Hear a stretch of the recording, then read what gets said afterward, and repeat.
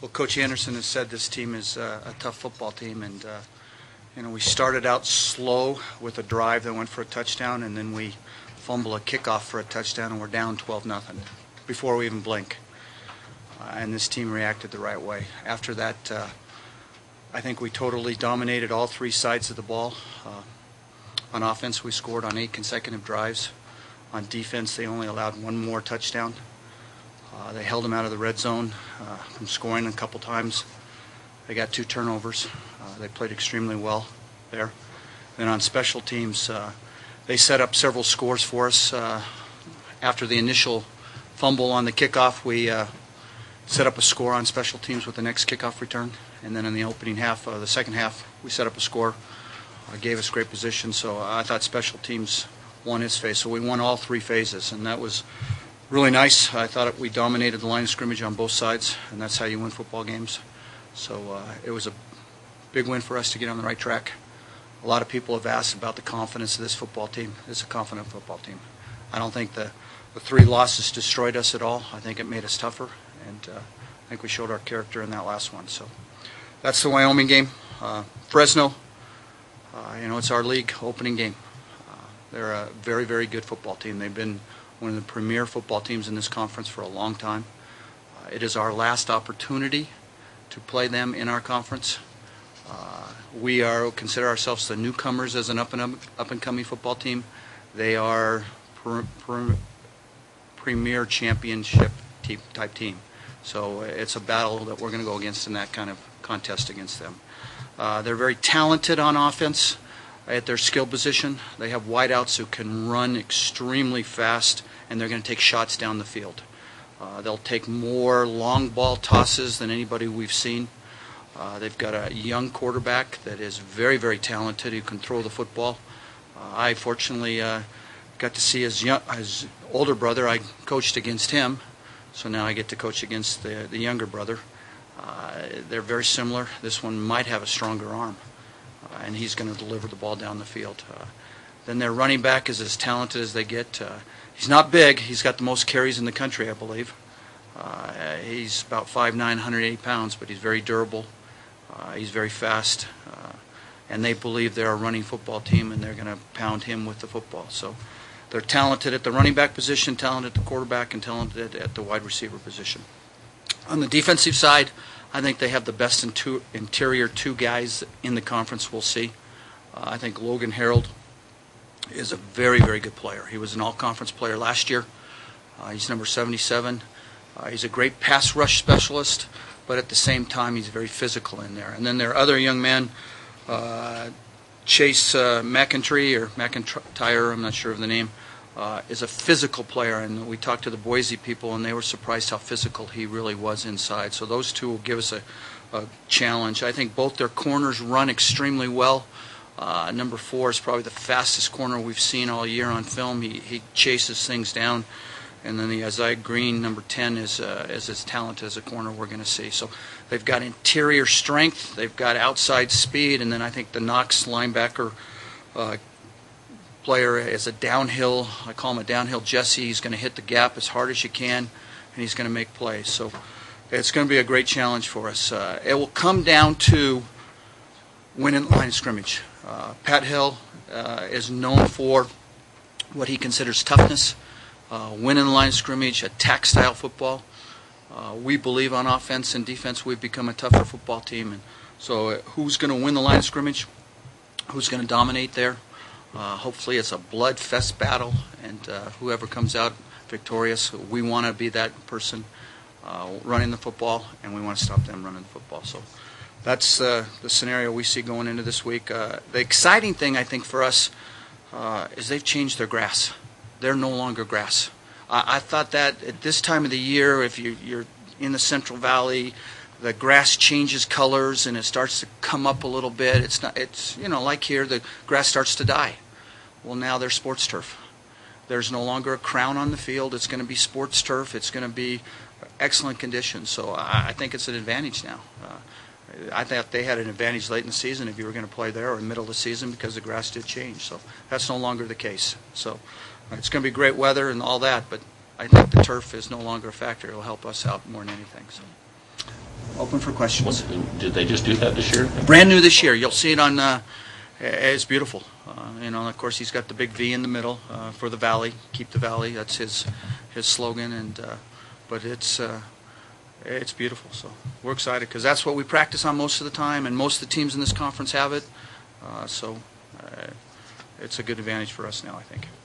Robbie Rouse, would you compare him to Ryan Matthews type back? He wasn't very big either. I don't know. Ryan Matthews was as good as, he was drafted in the second round and the whole deal, and he's very talented.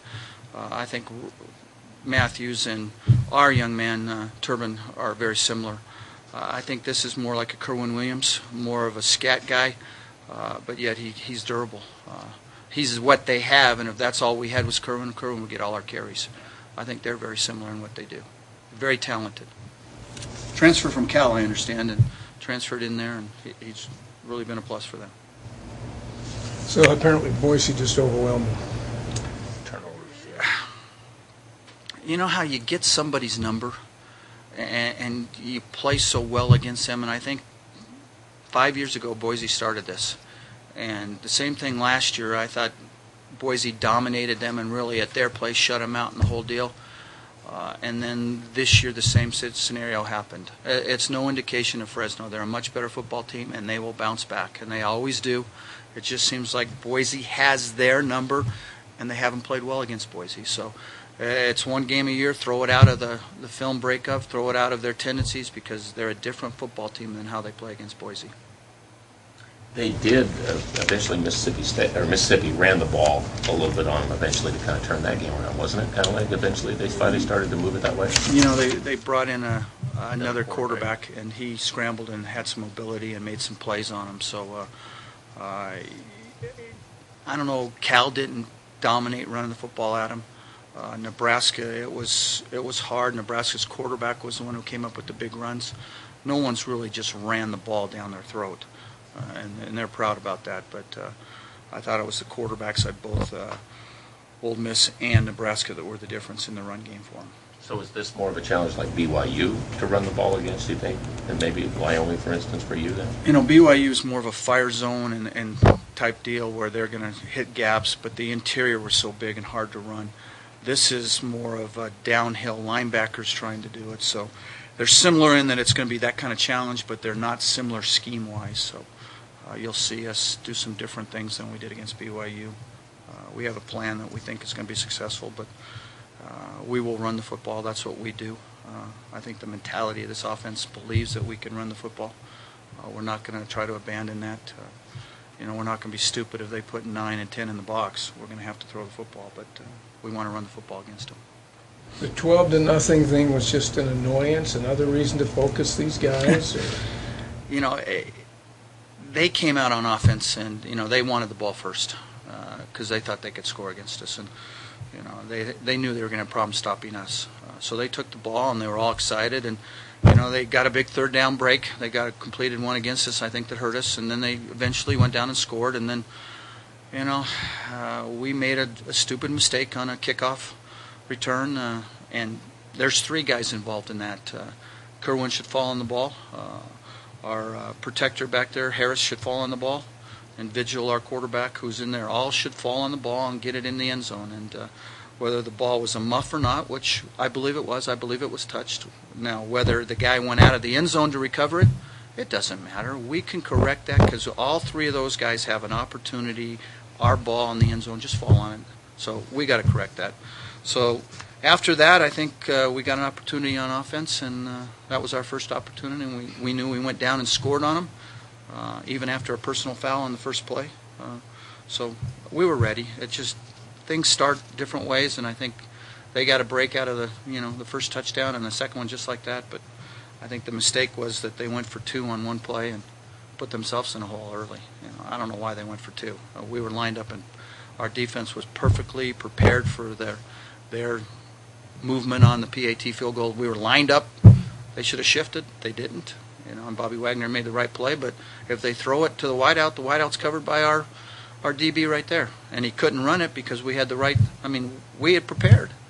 And when you're that type of PAT field goal team, you see that look, you shift them down and you kick the point.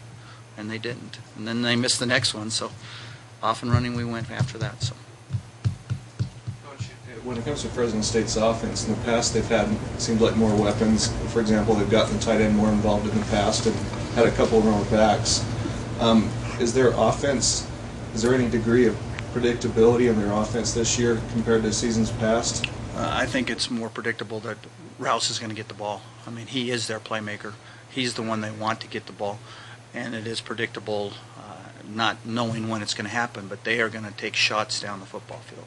They're going to throw the ball deep probably 8-9 times this game, more so than anybody we play. And that's because of their speed. They feel they have tremendous speed, and if they can protect it and take those shots, if you complete 2 out of 8, well, that's 2 touchdowns. That's 2 big plays. So that's the philosophy they had. Maybe because they don't have the tight end, I don't know. I haven't studied them as hard on that side. I do know their wideouts are very talented. I don't know about the tight end. I know they'll have a physical fullback. And their O-line, I think the center's back. I know he was hurt at Nebraska. I think he's back, ready to go. He's a senior. He was their leader. So, I'm not sure, but they'll be physical. Pat will have them. His pride this week, is physicality, and they want to win the line of scrimmage. And he's play any place, anytime, anywhere is, a big slogan. But it's always been, hey, we'll go anywhere and we'll out-physical you. And he believes he's gone into Wisconsin, Nebraska, and they'll out-physical him. So they're going to come at us. He did say yesterday, though, this is the best Utah State team he's seen in his press conference that he said. We believe we're the best Utah State football team since we've been here. Are we good enough yet? No. We got ways to go. We got to keep improving. But in saying that, we're still 2-3. So it's all about the wins. So you can be the best and still not be where we want to be. We want to win this game. So it's more important that he can say that we're the best. We got to prove it on the football field. Kerwin's injury going to be a problem? Kerwin's fine. He practiced yesterday. He ran around. He's had ankle problems. Same ankle. He's fine. Our right tackle, had hand surgery. He's fine. They're going to release him later in the week to play. So we'll be healthy on offense. And I believe we're fully healthy on defense. So. Do you anticipate that Tanner will start there, or would you use Richings, or what would you do there? Tanner will get a lot of reps this week. He came in and he played really well. Neat thing about Tanner Richings, he is just as smart as you can have as a backup kid. He doesn't need all the reps because he's so cerebral. Now he'll get more reps. Now we lose some physicality, which Schultz will bring to us, but Schultz went to class today, so I believe he'll be ready to go. The neat story, I don't know if I should release it, but Tanner Richings got married after the game on Saturday night. So, played a game, played in it, went and got married. I think that's pretty neat. So, I said, how could you do it that late? But he did, so it's a neat thing for Tanner. Is this the closest Chucky's been to perfect? It's the closest our O-line made Chucky perfect. If you watch the film, Chucky only had to scramble one time. It was more of a 7-on-7 feeling for Chucky rather than, moving in the pocket and having to throw really quick. I thought our offensive line dominated and gave Chuck time to throw the ball. But then after that, he made one bad decision. We had a play action near the goal line, and he had Coach Anderson's son in the flat, had him open now, didn't throw it, and then scrambled because the next read wasn't there. If he took that first read, it would have been 2nd and 2 on the 2, and he just missed on that. Otherwise, he didn't miss a read. He had the bad throw to. We ran a hook route out of Twins, and he bounced the ball late in the third quarter. The pitch, he doesn't like the pitch. He really doesn't. He likes to keep it. He made the right decision. We just have to work in space to pitch a little bit. It is a forward pass. There's no doubt on film. It shows it, and it's a good call. And at that time, you got to tell us, or we've got to tell him, when we're 10, 15 yards down the field, no more pitches. Just take it and go. By then, isn't Roberts turning into a blocker almost? No, he was still behind him. He was still behind him, and. We had blocked the corner, a great block there, and turned him out, and Robert was still in pitch relationship. But after you get 10 to 15 yards down the field, take what you get. If you're at the line of scrimmage or 2 yards, make the pitch. And we'd prefer him to make that pitch earlier to put it into Robert's hands, because that's who our talent is. But Chucky likes to run the football. So we're working on him to pitch it more in practice. One final, my question to you is a personal thing. Do you like getting back into these head coaching things today and yesterday, doing these press conferences? Would you rather stay a little bit in the film room and not do anything like this? I don't want to. Head coaches, and Coach Anderson has so much on his plate. I go home and sleep at night. Other than my dogs waking up every so many, I got 3 dogs and they all sleep in my bed, and we call them the girls. They're the only one that gets me up. I don't have the academic worries. I don't have the defensive worries, the other worries that a head coach has. I'm enjoying it. I have the most fun I've had. No. Coach Anderson can have this, and he can have the fundraising activities that he's got to go to. Just put the offense on me, and if it doesn't work, put the blame on me. That's okay. But I don't want that other stuff. So. Wyoming was sloppy on defense, I feel like, but we also had a lot of positive things come out of it. We had 2 turnovers, which I don't think we've had this year, and then but we did have a lot of missed assignments, and but I mean, I don't know what to say. We won. Winning's fun. Their first touchdown, and they looked really easy. Yeah. What happened at first possession? What changed after that first possession? What was it after first? I mean, they had that 3rd down, and I mean, it seems like when they have a critical 3rd down, we haven't stepped up, and we need to start doing that. And we struggle after getting a team into 3rd down positions. We don't really stop them after that, but we need to start doing that more. And I think we weren't quite ready as a defense, not as coaches, but as players, to them spreading us out so much. And then, because I'm not used to playing out like that all the time, and I feel like I wasn't prepared for that at the first drive. But we got things right, and seemed like we did well after that. I mean, they had 1 other touchdown, and then anything else on Wyoming. Fresno, I always like playing Fresno. I mean, they're the team I grew up watching, and when I was in high school, I always watched Paul Penninger because he's from my hometown, and one of my best friends is his younger brother, and he was the quarterback for Fresno at the time.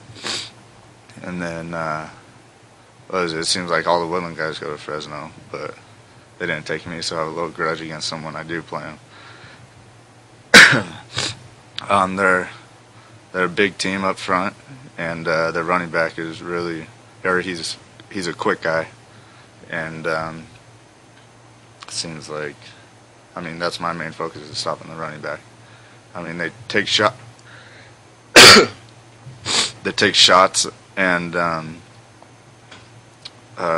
that's something that we're going to have to work on with the pass rush and the DBs in the back, and linebackers just making sure they don't just gash us in the flats and in the middle.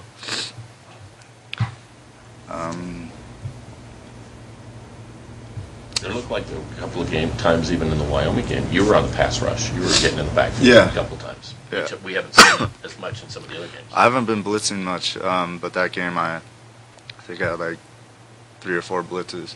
And I'm usually blitzing up the middle too, and I got some outside. And that was funner for me, but getting a little more space to work with around the big guys. We're just starting to put in the game plan, so I'm not quite sure. But your feeling would be this would be more back to a 2 wide receiver tight end. This is more like just playing in a little more stronger. You're going to play a little more of a powered offensive team. Yeah, that's my game. I like that game a lot. Fresno's always traditionally been like that. They're going to pound and then take you deep. And I don't know, that's what I like to do. And then or that's what as a linebacker I like to try to stop. And that's where I have my bigger games in the inside run. It's more of a 9-on-7 for us, and that's where I feel like I play my best game. How far away is your hometown then from really Fresno or from the stadium or whatever? It's like 3 hours. Okay. What are you, north? Yeah, I'm north. I'm what is it? I'm just northwest of Sacramento. Oh, okay. So you're quite a ways. Just right across the river. So the combination of you following this team and the style of offense that they play, that contributes to you getting, would you say, more energized for Fresno, or? Yeah. What was it? We went to camp at Fresno all the time, and in high school with Mike Jimenez, who was our coach my freshman and sophomore year. We ran basically the same stuff as Fresno because they idolized Fresno's offense and defense. And basically I've been familiar with it my whole life. And that's exactly, well, Coach Baldwin was saying that they want to be tough, and that's basically what we tried to base our program off in high school, and well, at least my freshman and sophomore year. And then basically that's how I've based off my career, as being a tougher player, playing inside when I'm not supposed to be there, but I am. And so, Kyle, I think all of us general fans were upset with those 3 games you guys lost, you didn't win, and we know you guys were upset too. But all of us don't understand how you guys continued to even amaze the coaches, how you would come back week after week after those. How do you think you guys did it? What do you think was the secret to that hanging together? Just we have new faces that they are really positive, and these 3 losses, compared to all the losses we've had in the past, have been easier on me. I mean, they still hurt, but just taking 3 losses, I still know that we're gonna go on and make it to a bowl game, hopefully a championship. And I mean, that's never left my mind. And those losses have still been in the back of my head, but I mean, that's something that always drives you on, you know. You never want to be. We need to get that out of our sleeve. We just need to finish, and that's been our whole point as players. I know as a defense out, and they need to pull us out sometimes, and that's been our philosophy. I feel like, without the coaches telling us anything. As efficient as the offense, pressure on you guys defensively to do your job. If they're going to be like that, you're going to have to really be good, right? No, it makes it easier, I feel like. Yeah. When offense is rolling, it makes it a lot easier for the defense, I feel like. When it's 3 and outs, time after time, that makes it hard on a defense. Because you can feed off the offense, and the offense can feed off of us if we're doing good. And one game we started slow, like the first couple of minutes.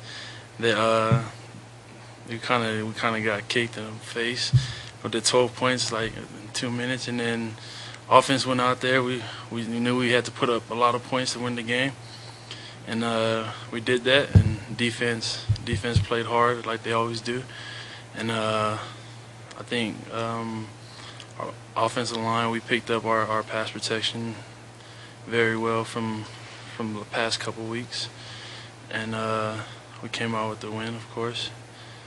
And what else? Thoughts on Fresno, though? Thoughts on Fresno? Ooh. Fresno, they're pretty good so far on film. You know, their linebackers come down very aggressive. They got two senior inside D tackles, 77 and 65. 77 is pretty good. He's a good pass rusher. Number 53, I forget his name. He's pretty good too. He comes down very aggressive.